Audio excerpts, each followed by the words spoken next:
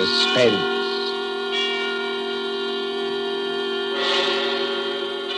Tonight, Columbia brings you as guest star Hollywood's genial character actor, Stuart Irwin. The story is by the author of The Thin Man and the Maltese Falcon, Dashiell Hammett, one of America's acknowledged masters of the art of suspense. Suspense is compounded of mystery and intrigue and dangerous adventure. In this series are stories calculated to intrigue you, to stir your nerves, to offer you a precarious situation, and then withhold the solution until the last possible moment. Tonight, for instance, Stuart Irwin plays for us a pleasant, easygoing assistant chief of police in a small town who, to everyone's surprise, was instrumental in solving a murder.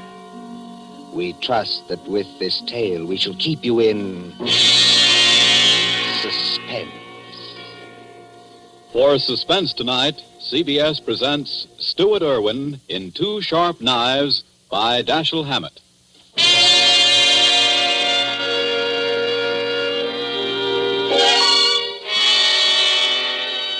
Shortly after 2 a.m., a poker game had just broken up at Ben Camley's, the doctor coroner of Deerwood City.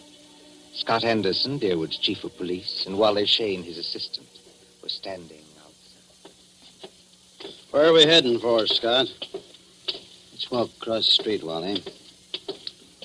Railroad station. Gee, aren't you afraid of the excitement, Chief? Don't you think that watching the 211 come in is apt to be too much for your blood pressure? Well, if it is, Wally, you can always carry on. You've been a pretty good imitation of an assistant to me for some time now. Yeah? Yeah. If anything happens to me, you'd be the chief. Don't worry. It won't be any harder for you to fool the public as chief. Hi, Elmer. Howdy, Scott. Hi, hello, Wally. Kind of late for you boys to be around, ain't it? No, I don't know. We sort of figured we'd put the town to bed tonight. How's the 211? On time? Right on the nose. She ought to be blowing for the bend in just about 3 seconds now. Yep. What'd I tell you? It's her now. You expecting anyone on her, Scott? No, Elmer, I'm not expecting anyone. Wally and I just thought we'd come over and watch you come in, that's all. You know, Elmer, you never can tell who might get off, though. Dick Turpin, Henry Morgan, Jesse James, Jack the Ripper, or 6 officers of Murder Incorporated, or even your Aunt Gussie. I guess you're right, Wally. Well, here she be. Pardon me, gents, but I gotta be rolling the wagon out to the baggage car. Hi, Elmer. How's it going? Well, can't complain, Cap. Well, maybe you can't, Elmer, but I sure can if you hold us up with that freight there. You got much more? Nope, this is the last piece now. There you are, Cap. All done. Okay. See you tomorrow, Elmer.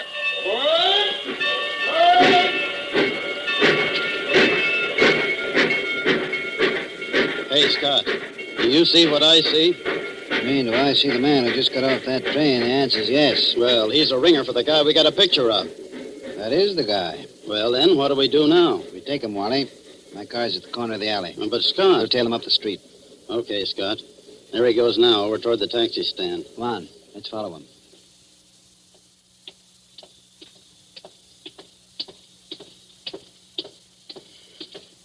Hello, Fireman. Huh? All right. I don't You're believe Lester Fireman, aren't you? Yes, I am. Philadelphia? Yes? I'm Scott Anderson, Chief of Police. What? Chief of... What's happened to her? Happen to who? Oh, no, you don't. No. Let me go. Hold You on. think you can pull that sort of stuff with Okay, me? You're Scott, very let me much get a mistaken. crack at that Now, mug. Oh, no. Wait a minute. No. Wait a minute, Hold it, gentlemen. Wally. Well, Fireman? Well, I'm sorry. For a moment there, I thought you weren't really a policeman. Thanks. Nice to know I look almost human. Yes, it was silly of me. I'm sorry. Well, let's get going now before anything else happens. Okay, Furman, get in the car. I'll drive, Scott.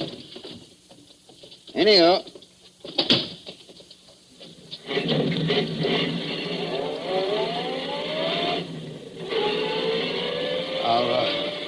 Are you taking me to police headquarters? That's right.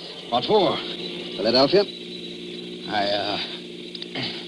I don't think I understand. You understand that you're wanted in Philadelphia for murder, don't you? Murder? Why, That's ridiculous. That's... Who told you that? Well, it's a cinch he didn't make it up. But wait, there must be Take some it easy mistake. now. Just wait till we get down to headquarters. And I'll show you what I mean.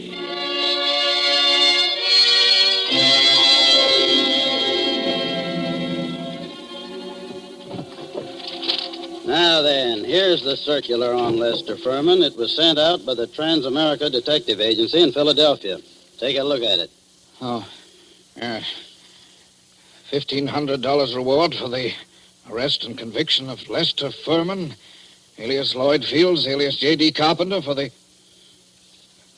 murder of Paul Frank Dunlap in Philadelphia on December 8th, 1942. Well, It's a lie. you're Furman, aren't you? Oh, yes, but... That's your picture on the circular, isn't it? Oh, yes, but I... Well, Scott, I see you and Wally got Furman, huh? Oh, hello, George. You lucky stiffs.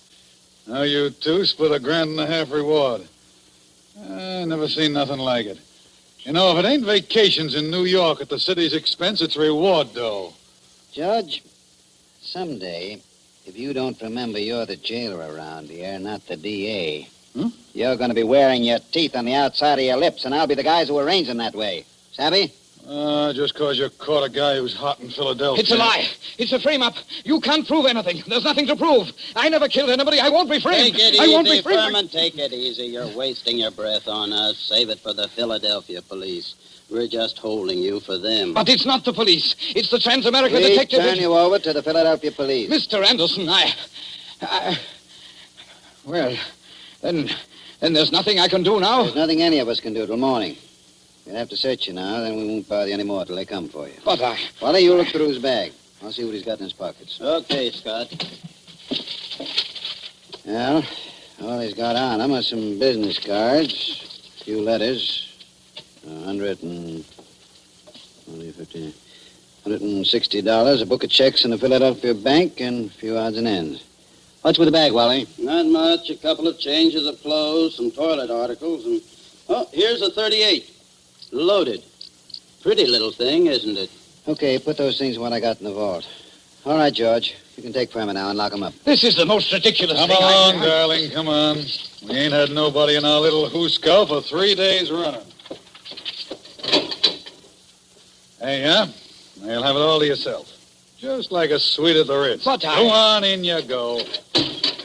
I tell you, you're making a mistake. I demand to be allowed to get in touch with my lawyer. Hey, how about you boys cutting me in on a little of that blood money, huh? Oh, sure, George, sure.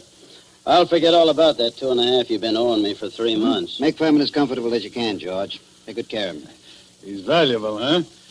Yeah, now, if it was some bum that didn't mean a nickel to you... George, any day now, I'm going to forget that your uncle is county chairman and throw you back in the gutter just to see how high you'll bounce. Remember that. Oh, Scott, I didn't mean nothing. That's all, George. Never mind the rest. I'm going home now. If anything's urgent, I can reach there. But get this. I don't want to be disturbed. Unless it is urgent.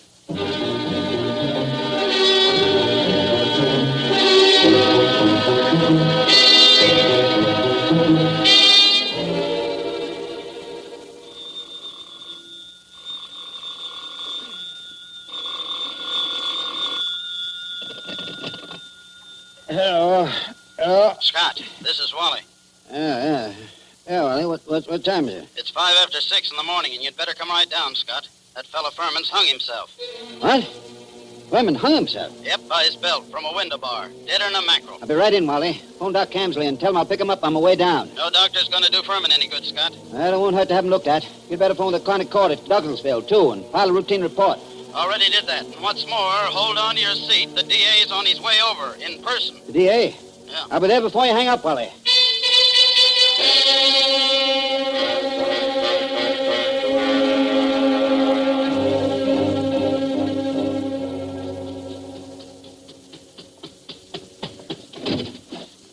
Come on in, Chief. Ted Carroll, the DA's here, and he's plenty hot under the collar. What's he burning about? Oh, he's just mad. Running up quite a phone bill on us, too. Been calling Philadelphia every couple of minutes since he got here. What kept you so long? I couldn't get my car started. Well, let's go in and see the old buzzard. Oh, Ted. Listen, Scott, what is all this? Oh, what? There's some funny business going on here. What's funny about it? Man hangs himself. Just another case of suicide. Sure, it was suicide. But I just telephoned Transamerica. Dug a guy out of bed there. And he said they'd never sent out circulars on Furman. Didn't know about any murder he was wanted for. All they could tell me about him was he used to be a client of theirs. I don't know what to say, Ted. I don't either. Oh, a fine chief of police you are. What on earth kept you so long? Car store. Came as quick as I could. Makes you so crabby, Ted. Nothing. I guess it's just the district attorney and... Now, come, gentlemen. Nobody'd know you two are staunch admirers of each other. Okay, Wally. Tell me, what do you make of it? Well, there's plenty wrong, Scott. First, that Transamerica thing. They never sent out circulars about Furman. And now, get this. I talked to the Philly police just before you came in. There wasn't even any Paul Frank Dunlap murdered. There wasn't? No. What did you get out of Furman before you let him hang himself? But he was innocent. Didn't you grill him? Didn't you find out what he was doing in town? Wally, didn't you? What for? He admitted he was Furman. The description fitted him. The photograph was him. The Transamerica Detective Agency's supposed to be on the level, ain't it? Philadelphia wanted Furman. We didn't. But Scott... Why, sure, Ted. If I'd have known he was going to hang himself. Yeah, but then if your aunt wore pants, she'd be your uncle. You said Furman had been a client of Transamerica. They tell you what the job they did for him was? His wife left him a couple of years ago, and he had them hunting for her for 5 or 6 months. But they never found her. They're sending a man up here tonight to look things over. Yeah, huh? Yes. Mm-hmm. Well, I'm going out and grab a quick bite. But I might as well tell you, Scott, there's going to be trouble over this. I know that, Ted. There usually is when somebody dies in a jail cell.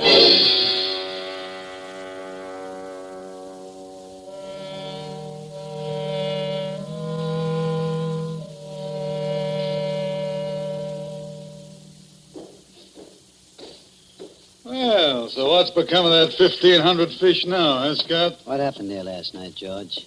Nothing. Furman hung himself. Did you find him? Uh-huh. Wally took a look in here to see how things was before he went off duty, and he found him. You're asleep, I suppose. Well, I was catching a nap, I guess, but everybody does that sometimes, Scott. Even Wally sometimes when he comes in off his beat between rounds. Yeah, but I always wake up when the phone rings or anything. Oh, sure. Well, suppose I had been awake. Can't hear a guy hanging himself, can you? Did Doc Campley say how long Furman had been dead? He done it about 5 o'clock, he said he guessed. Oh, you want to look at the remains, Scott? They're over at Fritz's undertaking parlor. Not now. Hey, and speaking of Furman, what are you going to tell the guys from Transamerica when they show up here tonight?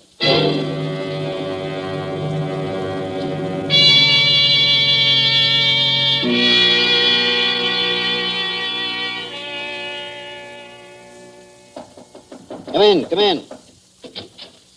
Oh, they told me I'd find you here. You're Chief Anderson, aren't you? Yes, that's right. I'm Carl Riesing, Assistant Manager of the Transamerica Detective Agency in Philadelphia. This is Mr. Wheelock, who was Lester Furman's personal attorney. Glad to know you, Mr. Reesing. How do you do, Mr. Wheelock? How do you do? I know you gentlemen are already in possession of most of the details concerning Mr. Furman from the time he arrived in Deerwood until the time of his death. But perhaps you don't know that the police of most towns in our corner of the state have also received copies of this same reward circular. Take a look at it. Oh. I must say this circular is an excellent forgery. You're sure it's a forgery, Mr. Reesing? Oh, yes, there's no doubt about it. But it's an excellent forgery. Tell me, Mr. Wheelock, was Mr. Furman a native Philadelphian? Oh, my, yes. He was a well-known, respectable, and prosperous citizen of Philadelphia. Married, I believe? In 1934, he married a 22-year-old girl named Ethel Bryan, daughter of a Philadelphia family. And the Furmans had a child? Isn't that right, Mr. Wheelock? Yes, born in 1936, but the child lived only a few months. Mr. Furman's wife disappeared after the child's death. What year was it that she disappeared? Mr. Riesing should remember that. His agency worked on the matter. Oh, I remember it well. Mrs. Furman disappeared in 1937. We never heard anything of her again, although Furman spent a lot of money trying to locate her. What did she look like, Mr. Reesing? In just a moment. I have a picture of her right here in my briefcase. Here it is. Quite pretty, isn't she? If you care for that type. I see what you mean, Mr. Wheelock.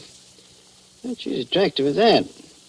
Judging by this photo, I'd say that she was a small-featured, pretty blonde, with a weak mouth and large, somewhat staring eyes. That's an accurate enough description, all right. If you don't mind, I'd like to have a copy made of that photograph, Mr. Reesing. Oh, you can keep that one if you like. It's one that we had made up at Transamerica. Her description's on the back. Thanks. Did Furman ever divorce her? No, sir. He was a lot in love with her, and he seemed to think that the child's dying made her a little screwy so that she didn't know what she was doing. That's right, isn't it, Mr. Wheelock? That is my belief, Mr. Reesing. You said Furman had money, Mr. Wheelock. About how much did he have? And who gets it? I should say his estate will amount to perhaps $500,000 left in its entirety to his wife. Mm-hmm. It's quite a handy sum for anyone to have, I'd say. Mr. Wheelock, everything shows that somebody framed Furman into the Dalewood jail. And that frame-up drove him to suicide. But there has to be something else. A lot else. Well, then, what are you going to do? I'm going across the street to the undertaking parlor and have a look at Furman. I'll see you later.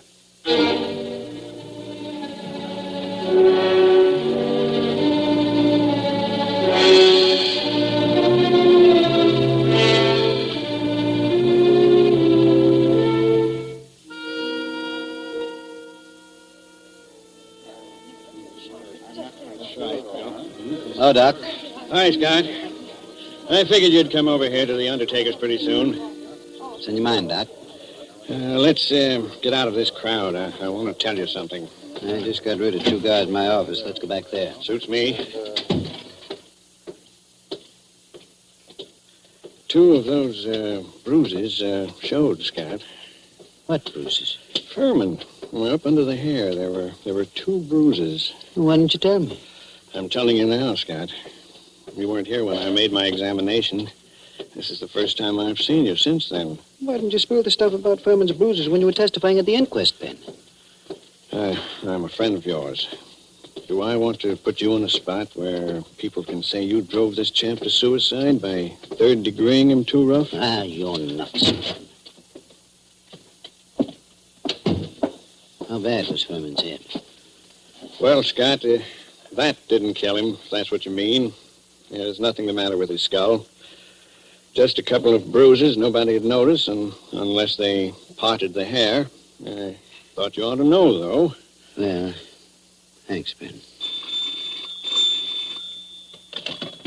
Yes, who is it? This is Fritz, the undertaker. Listen, Scott, there's a couple of ladies over here that want to take a look at Furman. Is it all right? Who are they? I don't know them. Strangers. What do they want to see him for? I don't know. Wait a minute. Can't I please see him? Why do you want to see him? Well, I'm his wife. Furman's wife? Yes. Oh, certainly. I'll be right over. So long, Ben. I've got to go back to the undertaker's. So long, Scott.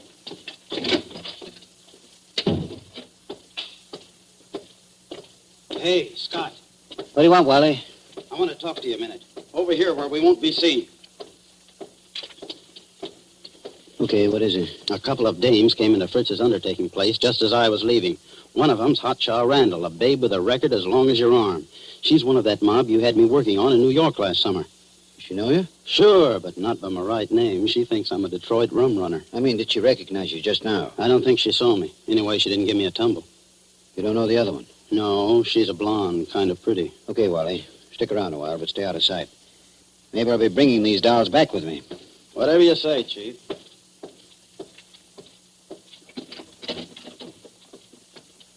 Oh, there you are, Scott. I wondered when you were coming. This is Mrs. Furman, and this is Mrs. Crowder. How do you do? Hiya, Chief. They just saw the body. Mrs. Crowder, I thought your name was Randall. What do you care, Chief? I'm not hurting your town any. Don't call me Chief. You city slickers, I'm the town whittler. Thank you for letting me see him. It's all right, Mrs. Furman. But I'll have to ask you and your friends some questions. So if you'll just come across the street to headquarters, we'll get on with the routine.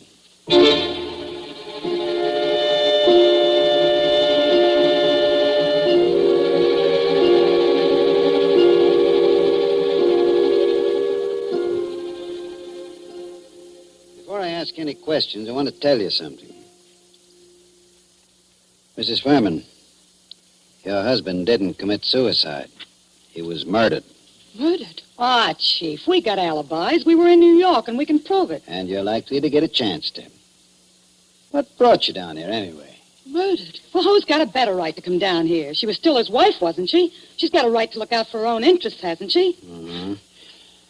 It reminds me of something. Excuse me a second. I've got to make a phone call in the next room.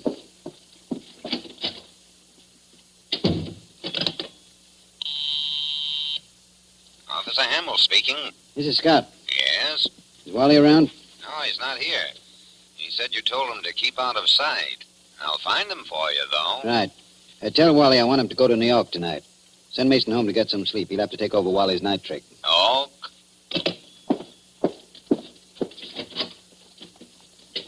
Mr. Anderson, do you think I had anything to do with his death? I don't know, Mrs. Furman. I know he was killed. I also know he left you something like $500,000. Wow. Dollars? Dollars. All right, Chief. Let's stop clowning. The kid here didn't have a thing to do with whatever you think happened. No? No. We read about Lester Furman committing suicide in yesterday morning's paper, and about there being something funny about it. And I persuaded her she ought to come down to deal with Anderson, I wouldn't have done anything to hurt Lester. I left him because I wanted to leave him. I wouldn't have done anything to hurt him for money or anything else. Had I wanted money from him, I would only have had to ask him for it. That's the truth, Chief. For years I've been telling Ethel she was a chump not to tap him. But she never would. I wouldn't have hurt him. Why'd you leave him then? Oh, I don't know how to say it.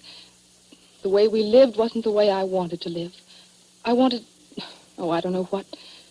Anyway, after the baby died, I couldn't stand it anymore. Excuse me. Hello? Oh, yeah, Hammer? You gave Wally the message? Yes, I want him to go to New York tonight. Okay, where is he? Home? He is home, huh? Okay, thanks. Mrs. Furman, this circular that got your husband in the jail. Did you ever see that picture before? No. Why, that can't be. It's a snapshot I have. It's an enlargement of it. Who else has one? Nobody that I know of. I don't think anyone else could have one. You still got yours? Yes. Don't remember whether I've seen it recently. It's with some old papers and things. But I must have it. Well, Mrs. Furman, it's stuff like that that's got to be checked up. Neither of us can dodge it. Now, there's two ways we can play it. Yes? Mrs. Furman, I can hold you here on suspicion until I've had time to investigate things. Or I can send one of my men with you to check up in New York. Yes? I'm willing to do that if you'll speed things up by helping them all you can. If you'll promise you won't try any tricks. I promise. I'm as anxious as All you right, are. all right. How'd you come down? We drove down. We got a great big car. That's my car, see? That big green job across the street. Yeah. Yeah. And my man can ride back with you, but no funny business. Oh, don't worry, Chief. Come on. We're going to see Wally Shane, the man who's going to drive to New York with you.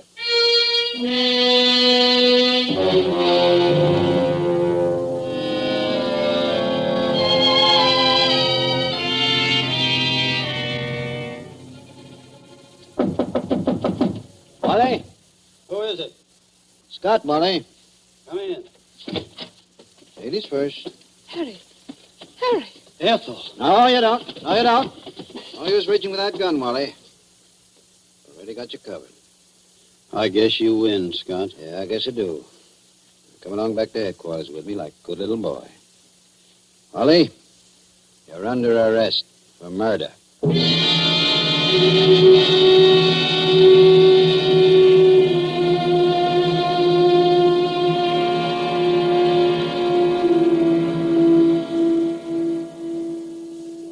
and that's how I knew it was all up, Scott, the minute I saw those two dames going into Fritz's. Then when I was ducking out of sight, I ran into you, and I was afraid you'd take me over there with you, so I had to tell you one of them knew me. Figuring you'd want to keep me under cover for a little while anyhow. Long enough for me to get out of town. Why didn't you get out, Wally? Well, I dropped in home to pick up a couple of things before I scram, and that phone call of Hamill's catches me, and I fall for it. You see, Scott, I figured you're not on to me yet, and are going to send me back to New York to see what dope I can get out of the dames. Well, you fooled me, brother. I'd have thought you'd fall for that. Then you didn't just stumble into all this accidentally, did you?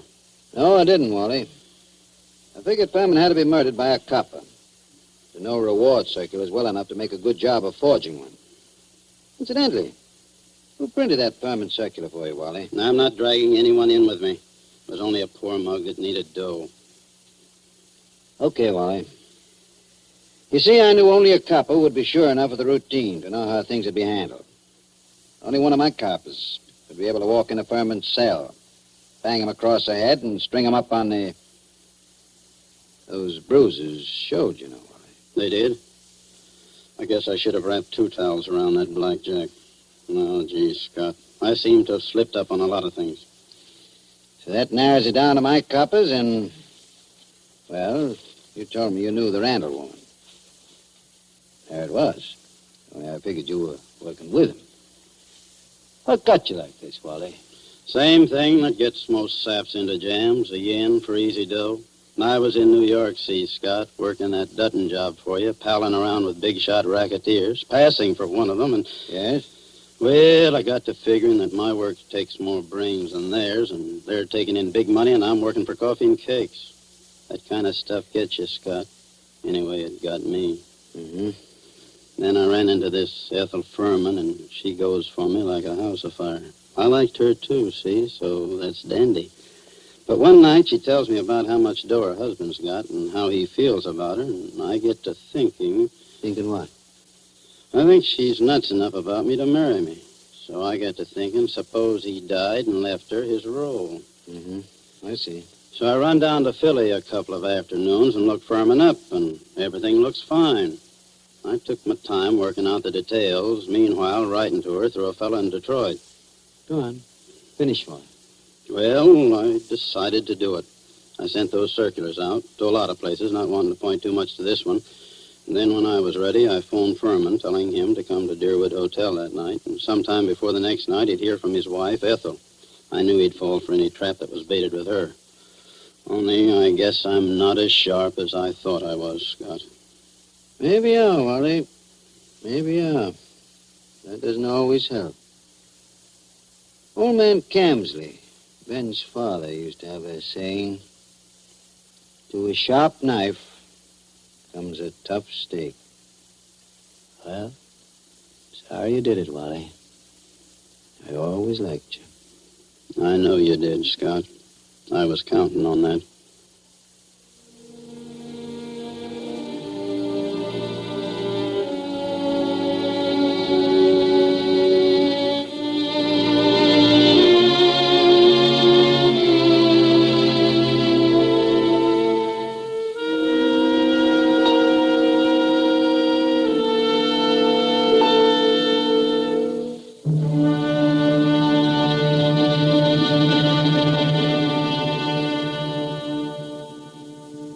And so ends Dashiell Hammett's 2 Sharp Knives, starring Stuart Irwin. Tonight's story of Suspense. Columbia presents these tales of mystery and intrigue and dangerous adventure for your relaxation and enjoyment. Next week, Suspense will not be heard because of a special holiday broadcast. Columbia's review of the events of the year, 12 crowded months, which has been scheduled. On the following Tuesday, January 5th, there'll be another in this series. Same hour, 9:30 Eastern Wartime. William Spear, the producer, John Dietz, the director, and Bernard Herrmann, the composer-conductor, are collaborators on Suspense. This is the Columbia Broadcasting System.